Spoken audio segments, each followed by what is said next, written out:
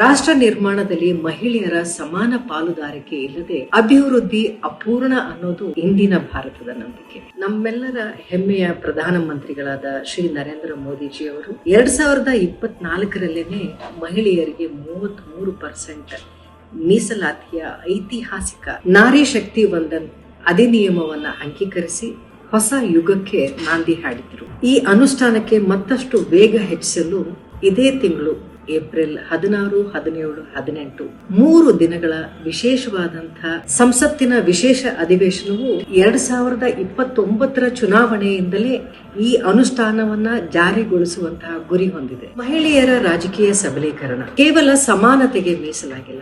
ಮಹಿಳೆಯರು ಪ್ರಮುಖವಾದಂತಹ ನಾಯಕತ್ವ ವಹಿಸಿದಾಗ ಇಡೀ ಸಮಾಜಕ್ಕೆ ಒಳಿತಾಗಿದೆ ಅನ್ನೋದು ಈಗಾಗಲೇ ಸಾಬೀತಾಗಿರುವಂತಹ ವಿಚಾರ. ಮಹಿಳೆ ತನ್ನ ಶಕ್ತಿಯನ್ನ ಪ್ರದರ್ಶಿಸಿದ್ದಾಳೆ.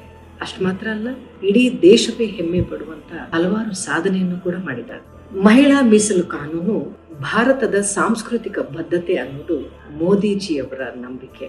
ಸಬ್ಕಾ ಸಾಥ್ ಸಬ್ಕಾ ವಿಕಾಸ್ ಅನ್ನುವಂತಹ ದೂರದೃಷ್ಟಿ ಹೊಂದಿದ್ದು, ನನ್ನ ಅನಿಸಿಕೆಯ ಪ್ರಕಾರ ಮಹಿಳೆಯರಿಗೆ ಅನುಕಂಪಕ್ಕಿಂತ ಅವಳಿಗೆ ಅವಕಾಶ ತುಂಬಾನೇ ಮುಖ್ಯ.